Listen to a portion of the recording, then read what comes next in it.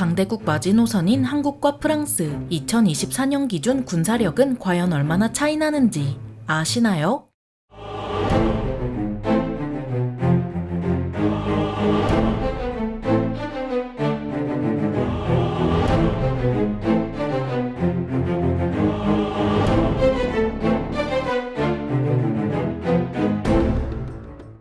안녕하세요. 지식 스토리입니다. 이번에는 우리나라인 한국과 강대국 마지노선인 프랑스의 군사력을 비교해보겠습니다. 한국과 프랑스 모두 국토를 잃은 경험이 있는 국가로 크고 작은 전쟁을 거쳐 군사 강국의 반열에 올랐습니다. 청룡의 해인 2024년에는 과연 아시아의 강국 한국과 유럽의 강국 프랑스의 군사력이 얼마나 차이 날까요? 먼저 국력부터 살펴보겠습니다. 인구수 한국 5,196만 명, 프랑스 6,852만 명, 전시가용 인구수 한국 2,598만 명, 프랑스 3,014만 명, 석유 생산량 한국 일당 4만 배럴, 프랑스 일당 8만 2천 배럴, 석유 소비량 한국 일당 260만 배럴, 프랑스 일당 170만 배럴, 화물선 한국 2,063척, 프랑스 549척, 항구 한국 11곳, 프랑스 17곳, 공항 한국 111곳, 프랑스 464곳, 2024년 기준 국내 총생산 한국 세계 14위, 프랑스 세계 7위, 한국의 국내 총생산은 작년에는 세계 13위였지만 이번 연도에는 세계 14위로 떨어졌고 프랑스는 작년과 같은 세계 7위입니다. 한국의 국내 총생산 순위가 떨어진 가장 큰 이유는 멕시코 페소와의 가치 강세인 슈퍼페소 때문으로 코로나19 직격탄을 맞은 2020년 3월 23일부터 페소화 상승세가 꾸준히 진행되면서 멕시코에 추월당해 버렸습니다. 그래도 2024년 4월에는 한국이 건국 이래 최초로 일본의 1인당 국내 총생산을 앞질렀지만 대만의 1인당 국내 총생산이 한국을 추월했는데요. 블룸버그 통신에 의하면 한국은 일본의 좋지 않은 선례를 따라가고 있다고 하죠. 그러니까 고급 전자제품과 차량 수출이 이끈 수년간의 튼튼한 경제 성장을 뒤로하고 일본이 수십 년간 그랬듯 디플레이션과 저성장의 함정에 갇히고 있다며 우려를 표했습니다. 프랑스도 2017년 이후 오랜 불황에서 벗어나 상승세를 타는 듯 하더니 코로나19 직격탄을 맞아 마이너스 성장을 기록했습니다. 이후 마이너스 성장에서는 벗어났지만 가계 저축률이 코로나19 이전보다 높은 수준을 유지해서 프랑스 가계가 연소득의 14% 이상을 과잉 저축했다고 합니다. 그 금액이 총 2,200억 유로에 달하지만 예적금 통장에 넣은 돈은 소비하지 않은 돈으로 그 돈을 저축하지 않고 썼으면 기업 활동과 국내 총생산 성장에 이바지할 수 있었는데요. 프랑스는 소득 상위 20%에 부과하는 주민세를 폐지하면서 전망이 그다지 좋지 않죠. 다음으로 병력의 규모를 살펴보겠습니다. 상비군 한국 48만 명, 프랑스 20만 명, 예비군 한국 290만 명, 프랑스 2만 6천 명. 한국이 프랑스보다 병력을 많이 보유했지만 프랑스의 출산율은 2023년 기준 1.68명으로 한국의 2.4배입니다.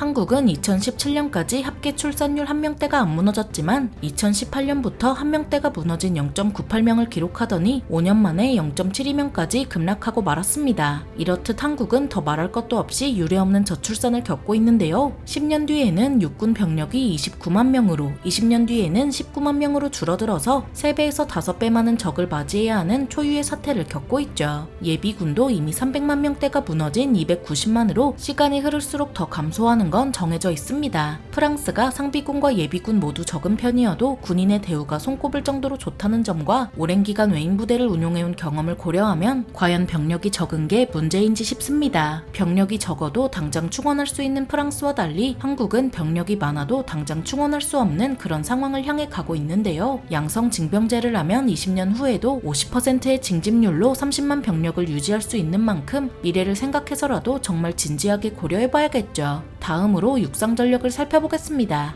전차 한국 2,501대, 프랑스 222대, 장갑차 포함 군용차 한국 66,492대, 프랑스 85,023대, 자주포 한국 3,189문, 프랑스 96문, 견인포 한국 4,863문, 프랑스 미보유, 다연장 로켓포 한국 581문, 프랑스 9문. 보유한 무기량과 질 대부분 한국 육군이 앞서고 있습니다. 특히 프랑스 육군은 포병 전력이 심각할 정도로 부족해서 우크라이나 전쟁으로 위기를 느끼고 포병 전력 증강에 나섰습니다. 프랑스 육군은 카이사 NG 자주포 109문, 카이사 자주포 30문, 그리폰 매팩 자주박격포 54문을 도입할 계획입니다. 장갑차 포함 군용차 전력이 한국군을 앞서는 이유는 프랑스군이 2차 대전 이후로 해외 파병이 잦았기 때문인데요. 당장 르노트럭 디펜스가 개발한 주력 장갑차인 뱁은 5천여 대 이상 생산돼서 서사하라 전쟁부터 우크라이나 전쟁까지 오랜 기간 많은 전쟁에서 활약했죠. 하지만 뱁은 냉전 시대부터 싸워온 노익장이라 이를 교체할 다목적 장갑차 그리폰이 개발됐고 2025년까지 2122대를 생산할 계획입니다. 전차는 수적으로 10배 이상 차이 나지만 프랑스 육군이 보유한 222대의 전차는 전부 르클레르로 질적으로는 밀리지 않습니다.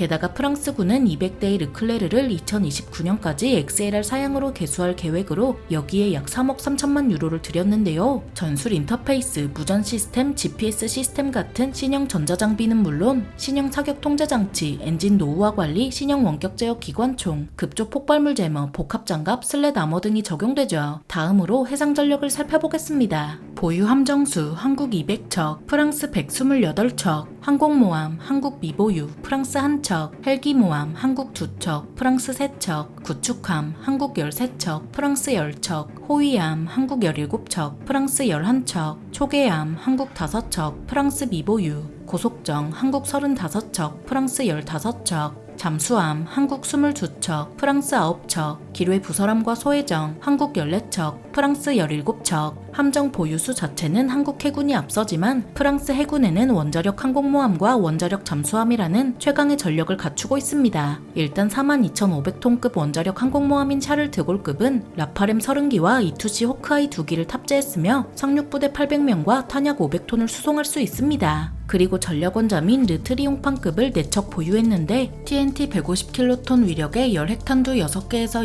10개를 탑재한 잠수함 발사 탄도미사일 16발을 탑재하고 있어서 프랑스가 어째서 강대국인지 단번에 보여주는데요. 프랑스는 우크라이나 전쟁으로 러시아의 핵 위협이 고조되자 르트리옹판급 3척을 동시에 배치한 만큼 괜히 러시아를 상대로 파병하겠다고 큰소리치는 게 아니죠. 이렇다 보니 한국 해군이 밀리는 것 같지만 한국 해군의 세종대왕급 구축함은 미 해군의 알레이버크급 구축함에 비빌 정도로 성능이 높고 도산 안창호급 잠수함은 독일로부터 도입한 세계 최고 수준의 기술을 도입해 만들었는데요. 이렇다 보니 해상 자위대나 중국 해군과 비교해봐도 꿀리지 않는 전력을 자랑하죠. 다음으로 항공전력을 살펴보겠습니다. 보유 항공기수 한국 1576기, 프랑스 972기, 전투기 한국 354기, 프랑스 224기, 공격기 한국 98기, 프랑스 미보유, 고정익 수송기 한국 41기, 프랑스 118기, 훈련기 한국 288기, 프랑스 140기, 특수임무기 한국 33기, 프랑스 44기, 공중급유기 한국 4기, 프랑스 17기, 헬기 한국 758기, 프랑스 447기, 공격헬기 한국 112기, 프랑스 69기. 항공전력은 한국이 수적으로나 질적으로나 앞서지만 프랑스가 유독 앞서는 부분은 지원기 부분으로 수송기, 조기 경보기, 공중급유기 모두 프랑스가 앞서고 있습니다. 프랑스 공군에 수송기가 많은 이유는 앞서 언급한 대로 프랑스군은 2차 대전 이후로 해외 파병이 잦았기 때문입니다. 조기 경보기는 공중전의 승패를 가를 정도로 중요한 전략 자산이고 공중급유기는 공군기의 작전거리를 대폭 늘려주는 만큼 오히려 장기전에선 프랑스 공군이 우세할 수도 있는데요. 게다가 한국 공군은